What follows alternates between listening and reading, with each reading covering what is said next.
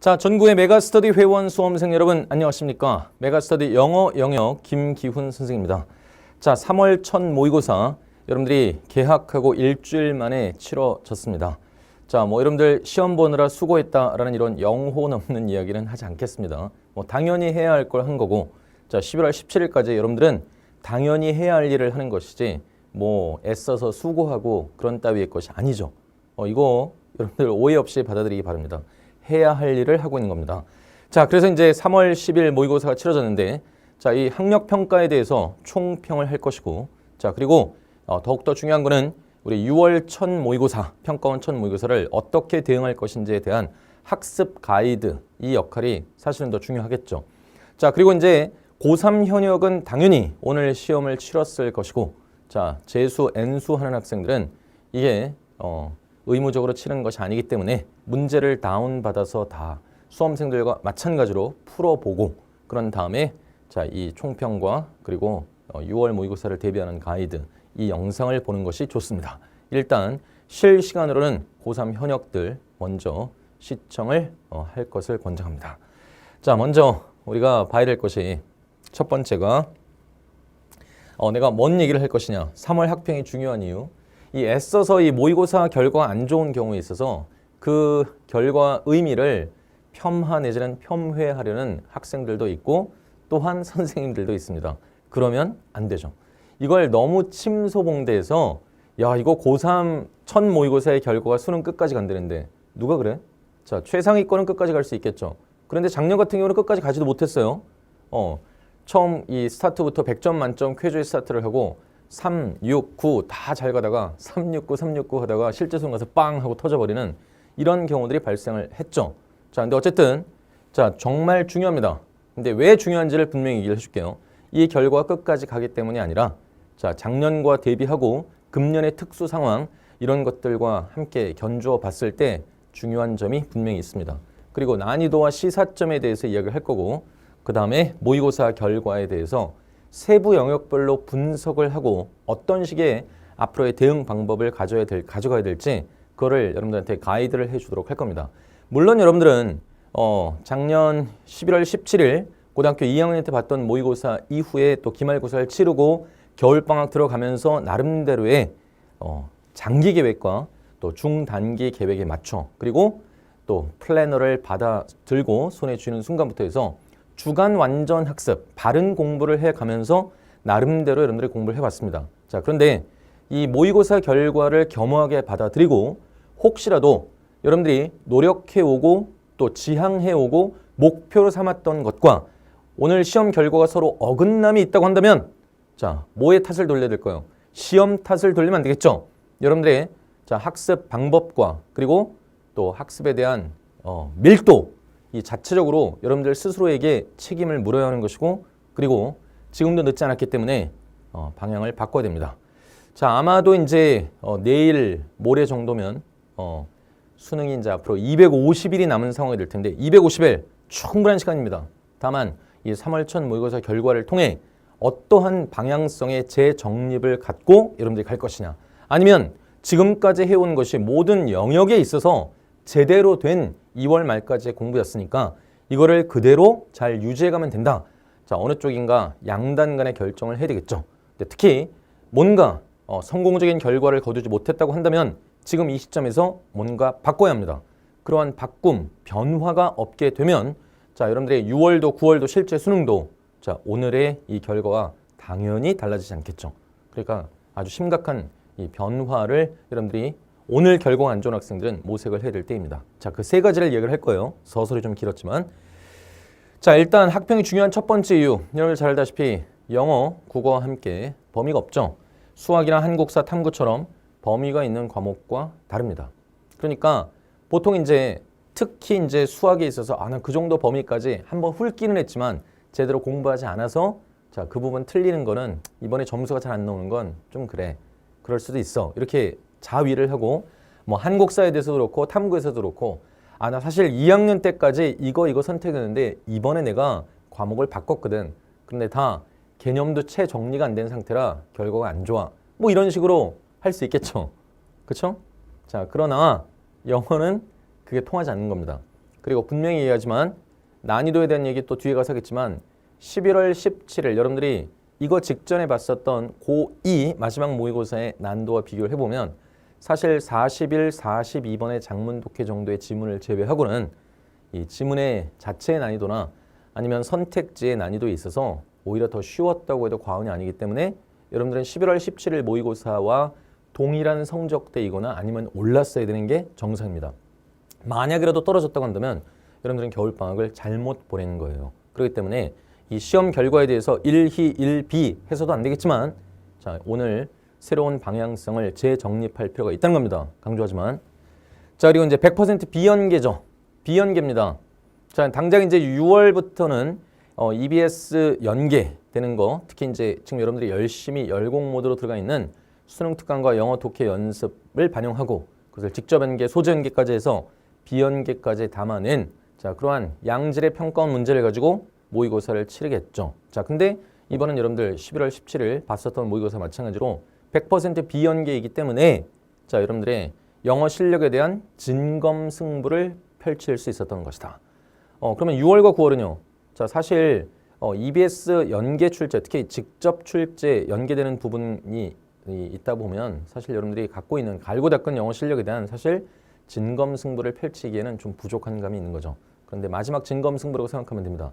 물론 이제 4월도 있고 또 6월과 9월 사이에 7월도 있고 또 9월 끝나고도 또 10월도 고3 현역들은 각 시도교육청 주관의 학평을 또 연달아 보기는 하겠지만 특히 3월 같은 경우는 여러분들이 겨울방학을 어떻게 보냈는지에 대해서 정확하게 그 여러분들이 공부를 해온 학습량이나 학습의 밀도 그리고 학습의 방향성 이런 것들을 총체적으로 낱낱이 그 민낯을 드러내게끔 만드는 것이기 때문에 결과를 겸허하게 수용해야 됩니다. 회피하려고 하지 말고요.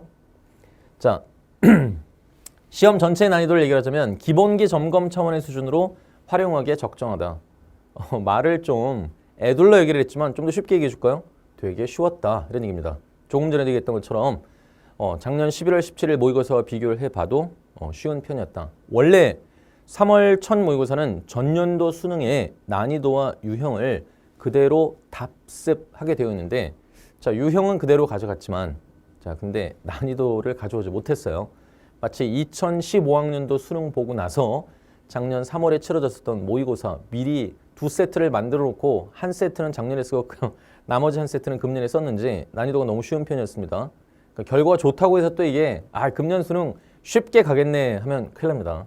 자, 그 다음에 지문의 추상성, 구문의 복잡성, 오답의 매력도 다 낮은 편이었어요. 좀 이따 독해 들어가서 세부적으로 얘기를 하겠지만 자, 그런데 이제 준비가 되어 있지 않은 3, 4등급한테는 어렵게 일부 문항은 어렵게 느껴질 수도 있었을 겁니다.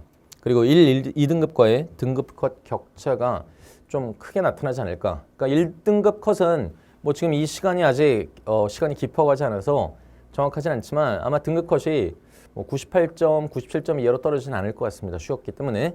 자, 근데 이제 1등급과 2등급을 가르는 2등급과 3등급을 가르는 3등급과 4등급을 가르는 그러니까 이제 하위 등급으로 내려갈수록 그 원점수에 대한 등급 간 점수 격차가 상당히 커질 거라는 얘기죠.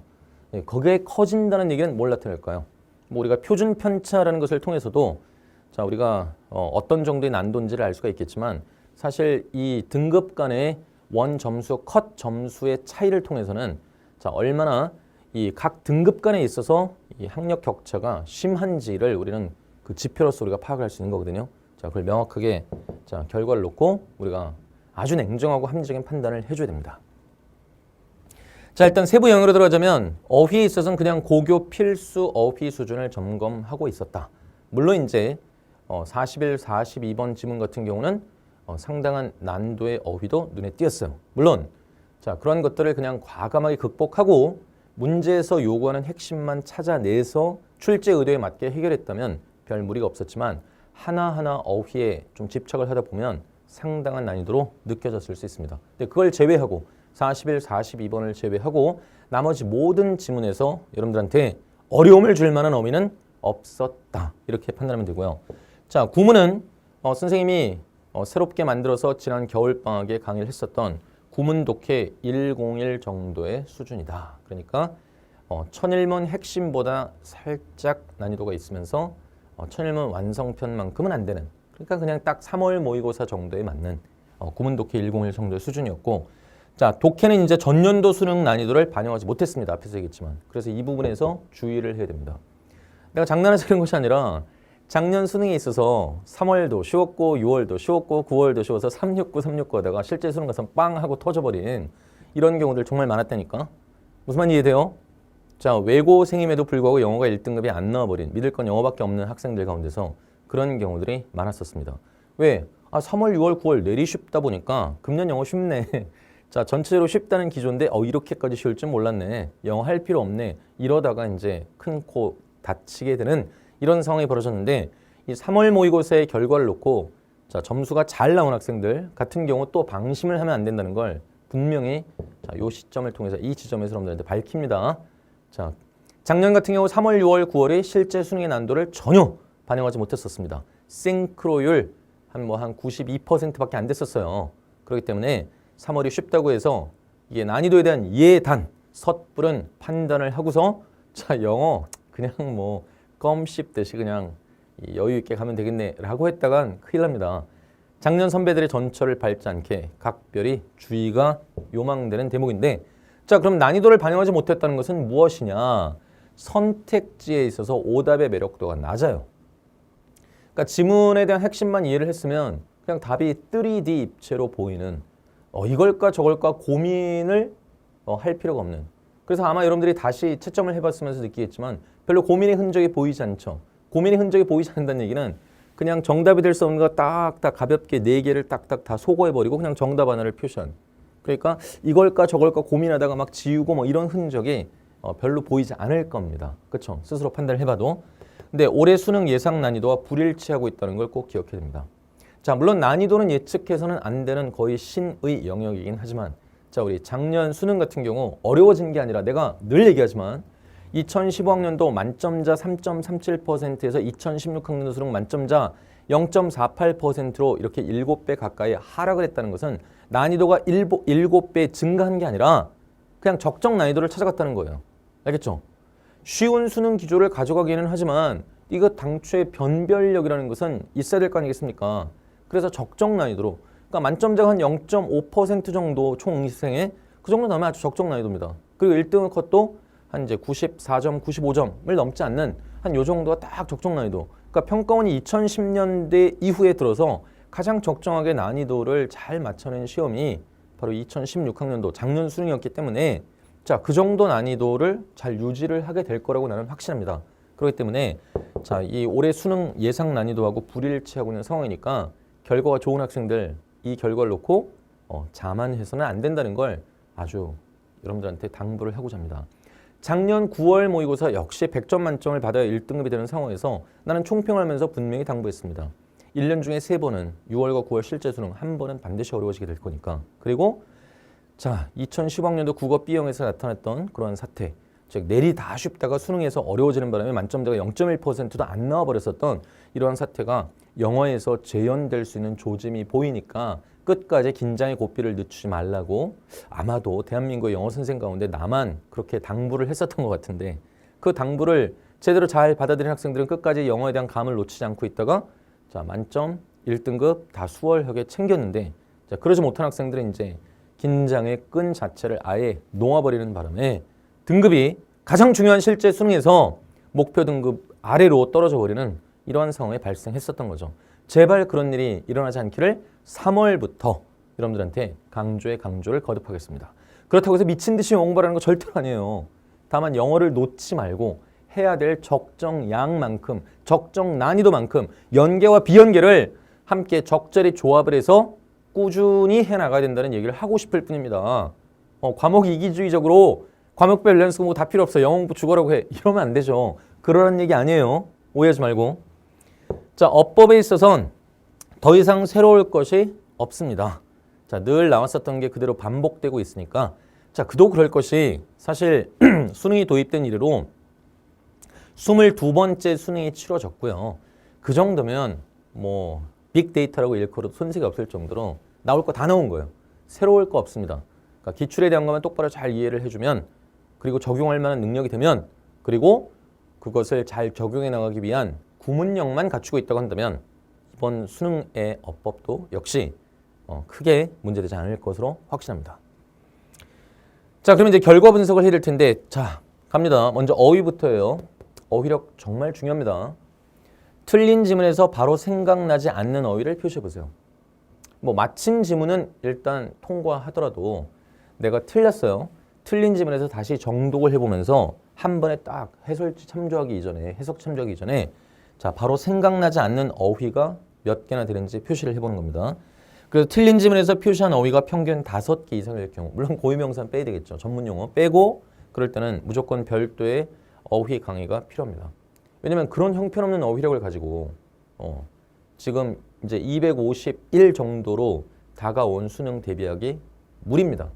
그래서 어휘에 대한 특단의 조치를 취해야 되는 상황이 되는 거고, 자, 그래서 이제 강좌를 선택해야 되는데, 만약에 내가 틀렸던 지문 기준이야 에서 모르는 단어가 뭐 5개, 6개 이내라고 한다면 이제 어휘끝 5.0 정도를 해주면 되고요.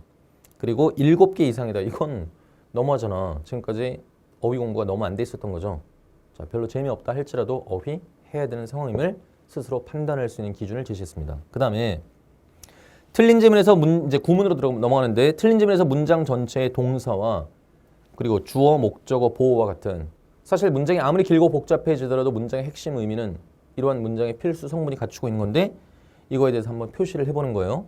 그런데 자, 이렇게 문장 전체의 정동사, 주어, 목적어, 보어 어느 하나라도 만약에 파악하지 못한, 이게 지금 뭐지 하고 해석에 막히고 꼬이는 이러한 문장의 개수에 따라서 강의를 선택을 좀 해줄 필요가 있습니다. 보완을 해야 된다는 거예요. 그래서 구문 강의의 필요 여부는요, 우리말 번역이 아니라 빠르고 정확한 핵심 파악이 되느냐 안 되느냐를 가지고 여러분들이 판단을 해야 되는 거예요. 뭔 말인지 제대로 된 해석이 되느냐 안 되느냐, 번역의 문제가 아니라. 그래서 만약에 3문장 이내로 그렇게 이해가 안 되는 문장, 정확하게 분석이 안 되는 문장이 3문장 이내라고 한다면 그냥 천일문 완성편. 그것도 겨울방학의 현 강은 핵심만 빨리빨리 진행을 했고, 자, 스튜디오 강의 같은 경우는 자, 단 한 문항도 빼놓지 않고 다 강의를 했어요. 그래서 강조와 실수에 좀 차이가 나타나요. 그래서 그거를 완성편을 통해서 자, 구문에 대한 거 빨리 끝냅시다. 언제까지? 자, 6월 모의고사 전까지. 그리고 만약에 5문장 이내 정도 해당된다면 자, 구문 독해 101부터 처리를 해줘야 되고, 만약에 6문장 이상으로 간다면 이건 아예 영어에 대한 전반적 체계가 아직도 부실한 상태입니다. 그래서 그래머 101 이걸 통해서 단 구문이 문제가 아니라 영어 전체에 대한 골격과 얼개를 자, 늦었다고 생각하지 말고 지금이라도 늦었다고 생각하는 때가 가장 빠른 때니까 바로 잡는 그러한 방안을 취해야 됩니다. 알겠죠? 자, 그리고 이제 만약에 독해를 틀렸어요. 독해를 틀렸다고 한다면 지문의 핵심을 찾지 못한 겁니다. 왜냐하면 이번 3월 모의고사 같은 경우는 지문의 핵심이 비교적 분명합니다. 뚜렷합니다. 주제문이 없는 지문도 거의 없었습니다. 해설강을 들어봤으면 알겠지만, 그래서 해설 강의와 본인이 찾은 정답의 근거를 잘 대조를 해봐야 되는 것이고, 독해에서 틀렸다면 독해 전체 개념에 대한 재정리가 필요한 상황입니다. 이러한 독해 전체적인 개념과 또 수능형 이 영어 독해에 대한 이 출제 원리, 대응 원리 이런 거에 대한 것이 제대로 체계가 서 있지 않은 상태에서 EBS만 그냥 또 내신도 대비를 하고 할 겸 그렇게 드립하다간 자, 여러분들이 지금 목표로 하고 원하는 결과 절대 얻을 수 없음을 꼭 기억하기 바랍니다. 왜냐고요? 자, 작년 수능에 있어서 수험생들이 가장 많이 틀린 최고 오답 유형 5개 중에서 1, 2, 3위가 전부 다 비연기였음을 여러분들이 꼭 명심해야 됩니다. 자, 그래서 강좌를 선택하는 데 있어서 이제 독해는 구문 어휘에서 약점이 없었다고 생각한다. 그럼 리딩 스킬 101을 가지고 자, 겨울방학에 3강의 한 겁니다. 자, 간단히 끝내면 되고요. 27강으로 구문 어휘에서 약점이 있었다고 한다면 구문과 어휘를 먼저 보완을 해야 돼요. 그게 안 된 상태에서는 독해에 대한 개념이 설 수가 없습니다. 왜? 자꾸 해석이 막히고 자꾸 모른다는 거 튀어나오는데 그러한 것들이 간섭을 하고 있는데 어떻게 거기서 사고가 될 수가 있으며 지문 전체에 대한 구조 독해가 가능해지겠어요? 안 되겠죠. 스스로 판단이 될 겁니다. 그것보다 빨리 한 다음에 리딩 스킬스 101 수강에 들어가주면 되겠습니다. 자, 그리고 이제 강좌 선택하고 이제 수강할 때 유의사항이 반드시 분석법을 토대로 게시판 상담 후 진행을 해야 되는데 자, 오늘에서 내일로 넘어가는 새벽 2시까지 자, 내 연구실장이 직접 실시간 답변을 진행하도록 할 겁니다. 지금 이 자리에 앉아 있는데 좀 이따 사무실로 복귀를 해서 그리고 답변 시 제시했었던 강좌하고 수강 방법을 그대로 여러분들이 따라줘야 됩니다. 알겠죠? 그 상담을 통해서 분명히 제시를 해주는 그런 방법에 대해서 이해됐습니까? 자, 누가 진짜인지 생각하는 타이틀인데요. 누적 유료 수강생 170만이 넘었습니다. 맨날 그냥 150만 하다가 그 이후로 몇 년 동안 집계를 안 해봤는데 170만 넘었더라고요. 그리고 누적 교재 판매량 800만 부가 넘어갔고요. 정식 출간된 교재만 해서. 그리고 작년에 수능을 포함해서 2016학년 수능을 포함해서 3월, 6월, 9월 뿐만 아니라 7월에 10월까지 모든 모의고사 전체 최다 만점과 1등급을 배출했습니다. 그리고 공교육과 해외 언론이 인정한 수능 영어의 최고의 전문가입니다. 자, 여러분들을 반드시 금년 수능에 있어서 마지막 상대평가 우리가 이긴다라는 슬로건을 가지고 반드시 여러분들이 자 9월까지 잘 가놓고 실제 수능에서 삐그덕이 아니라 자, 실제 수능에서 최후의 승자가 되게끔 만들어 주겠습니다. 그러니까 자 지금 제시한 내용대로 잘 따라와 주기 바라고 본인의 학습 방향에 대해서 종잡을 수 없다고 한다면 자, 새벽 2시까지니까 자, 상담 글을 올리고 그리고 그 상담 글에서 올라온 댓글 멘토링을 100% 여러분들이 맹종하고 순종해서 끝까지 따라주게 되면 분명히 여러분들이 누구라도 자, 이 마지막 상대평가에서 여러분들이 원하는 만큼의 결과를 반드시 얻게 해줄 겁니다. 수고했습니다.